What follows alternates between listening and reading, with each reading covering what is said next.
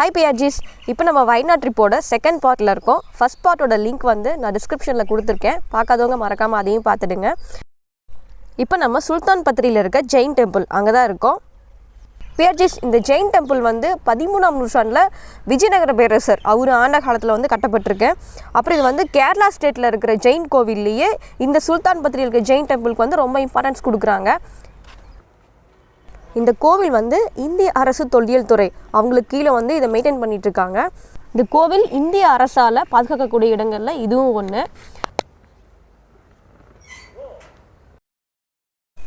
இப்போவும் இந்த கோவிலில் ஏதோ மெயின்டெனன்ஸ் ஒர்க் போயிட்டுருக்கு பிஆர்ஜிஸ்.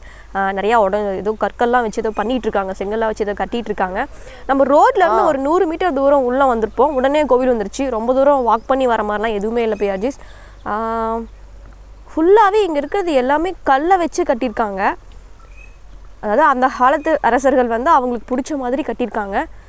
இது ரொம்ப சிம்பிளாக இருந்தாலும் ஆனால் பார்க்குறதுக்கு சூப்பராக இருக்குது. இப்போது கட்டுறதெல்லாம் என்ன கட்டடம் அப்போ கட்டியிருக்காங்க பாருங்கள், எல்லாம் கற்களை வச்சு சூப்பராக கட்டியிருக்காங்க. கீழே வாக் பண்ணி போகிறத கூட ஃபுல்லாக கல்லுலேயே வச்சுருக்காங்க. ஒருவரோட தூண்லேயும் ஒரு ட்ராயிங் இருக்குது. ரொம்ப சைலண்ட்டாக இருக்குது பிஆர்ஜிஸ் இந்த பிளேஸ் பார்க்க. இந்த கோவில் பார்க்க ரொம்ப சிம்பிளாக இருந்தாலும் ஆனால் கண்டிப்பாக இதுக்கு பின்னாடி ஒரு பெரிய ஹிஸ்ட்ரி இருக்கும்ல. பிஆர்ஜிஸ், ஜெயின் டெம்பிள் முடிச்சுட்டு அடுத்து நம்ம எடக்கல் கேவ் பார்க்கறதுக்காக போயிட்டுருக்கோம். பிஆர்ஜிஸ், ரொம்ப ஹரிபரியாக நாங்கள் வந்து அந்த கேவுக்கு போயிட்டுருக்கோம். என்ன ரீசன் அப்படின்னா 4 o'clockலாம் வந்து அங்கே க்ளோஸ் பண்ணிவிடுவாங்களாமா. பட் இப்போவே டைம் ஆல்மோஸ்ட் அரௌண்ட் 3:30 ஆகிடுச்சு. பார்க்கலாம் அந்த கேவ் நான் பார்ப்பேனா இல்லை பார்க்க மாட்டேனான்னு.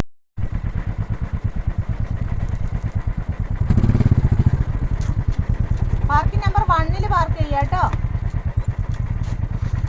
2 ബൈക്ക് പാർക്കിംഗ് നമ്പർ 1 പാർക്ക് ചെയ്യുക.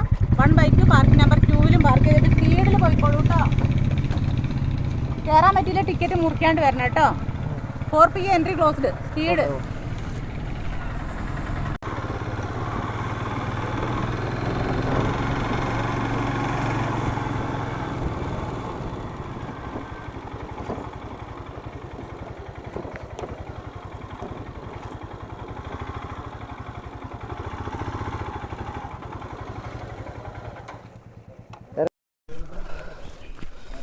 ஒரு வழியாக அடிச்சு பிடிச்சி அப்படி நாங்கள் ஸ்பாட்டுக்கு வந்துட்டோம் பிஆர்ஜிஸ்.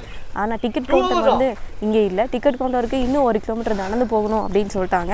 1 கிலோமீட்டரா அப்படின்ட்டு யோசிச்சுட்டு சரி போயிடலாம் அப்படின்னு அடிச்சு பிடிச்சி மேலே நடக்க ஆரம்பித்தோம். ஏன்னா இதில் ட்விஸ்ட் என்னென்னா போகுது போகுது போகுது உயரமாக போயிட்டே இருக்குது. அப்படியே மேடாக இருக்குது, நடக்கவே முடியல. உண்மையை சொல்லப்போனால் நாக்கு தள்ளிடுச்சு பிஆர்ஜிஸ். இதில் சைடில் இருக்க கடைகளில் இருக்க ஓனர்ஸ்லாம் என்ன சொல்கிறாங்க, வேகம் வரணும், ஸ்பீடாக போகணும், வேகம் வரணும், வேகம் வரணும், 4 மணிக்கு க்ளோஸ் செய்வாங்க அப்படின்னு சொல்லிகிட்டே இருக்காங்க. இதுதான் பிஆர்ஜிஸ் அந்த டிக்கெட் கவுண்டரு. பர் ஹெட் வந்து 50 rupees வாங்கினாங்க. நம்ம ஏதாவது லக்கேஜ் போட்டு எடுத்துகிட்டு வந்துடணும் அப்படின்னா இங்கே லக்கேஜ் கேரி பண்ணுறதுக்கு ரூம் இருக்குது. அதுக்கு ஃபீஸ் எதுவும் அவங்க வாங்க. எங்ககிட்ட என்ன லக்கேஜ் இருக்குது, ஒரு லக்கேஜ் இல்லை, ரைடிங் ஜாக்கெட் தான் லக்கேஜு.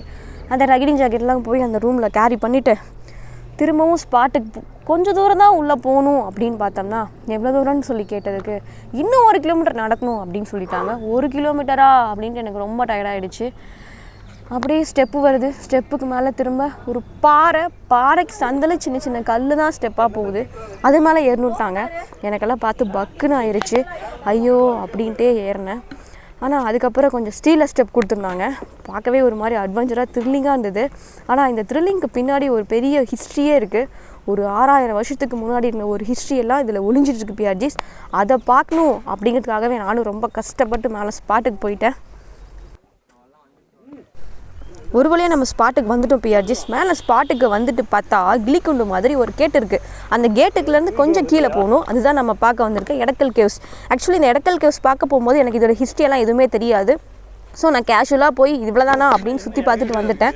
ஆனால் அதுக்கப்புறம் தான் தெரிஞ்சது இங்கே எவ்வளோ பெரிய ஹிஸ்ட்ரி இருக்குது அப்படின்னு.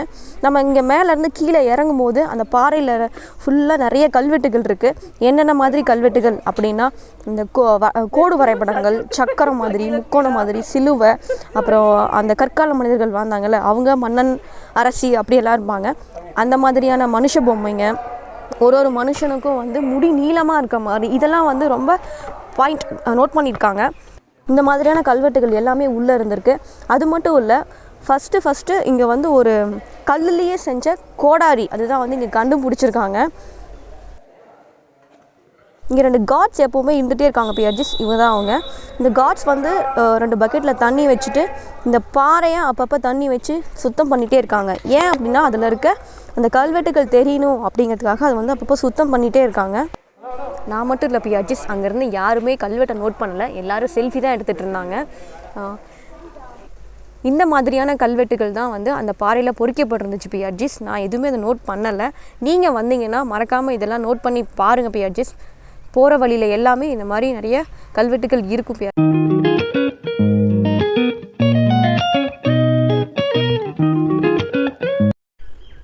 இந்த கேவுக்குள்ளே எங்களால் ரொம்ப நேரம் இருக்க முடியல பிஆர்ஜிஸ். ஏன்னா டைம் முடிஞ்சிடுச்சு, சீக்கிரம் கிளம்புங்க அப்படின்னு சொல்லி எல்லாரையுமே வெளியே அனுப்பிட்டாங்க. நாங்களும் மேலே ஏறி கஷ்டப்பட்டு எல்லாத்தையும் சுற்றி பார்த்துட்டு கொஞ்சம் நேரம் கூட ரெஸ்ட் எடுக்காமல் ஐயோ திரும்பவும் கீழே இறங்கணுமா ரொம்ப கஷ்டமாச்சுன்ட்டு மெதுவாக அப்படியே இறங்க ஆரம்பிச்சிட்டோம் எல்லாம் பேசி சிரிச்சுக்கிட்டு. இந்த கேவோட இன்னொரு ஹிஸ்ட்ரி என்னன்னு பார்த்தீங்கன்னா, ஒரே பாறையில் சிற்பங்கள் செதுக்கிறது, அப்புறம் மாட்டு வண்டி, இது 2மே வந்து இந்த குகையில் இருக்க கல்வெட்டுகளை வச்சு தான் கண்டுபிடிச்சிருக்காங்க அப்படின்னு தொல்லியல் துறை ஆராய்ச்சியாளர்கள் சொல்லியிருக்காங்க. நீங்கள் வயநாடு வந்தீங்கன்னா கண்டிப்பாக இந்த சுல்தான் பத்ரி பக்கத்தில் இருக்கிற எடக்கல் கேவ்ஸை மறக்காமல் பாருங்கள் பிஆர்ஜிஸ். இதுதான் நாங்கள் நைட் ஸ்டேக்காக சூஸ் பண்ணியிருக்க ரெசார்ட்டு. இது வந்து ஆக்சுவலி ஒரு லேக் வியூ ரெசார்ட்டு. இதோட நைட் ஆம்பியன்ஸ் தான் நீங்கள் பார்த்துட்ருக்கீங்க. ரொம்ப சூப்பராக இருந்துச்சு. இதோட டீட்டெயில்ஸும் நான் உங்களுக்கு டிஸ்கிரிப்ஷன் பாக்ஸில் கொடுத்துருக்கேன், நீங்கள் செக் பண்ணுங்கள். பிஆர்ஜிஸ் நம்ம நெக்ஸ்ட் பார்ட்டில் ஒரு சூப்பரான அட்வென்ச்சர் கான்டென்ட்டோட பார்க்கலாம். பாய்.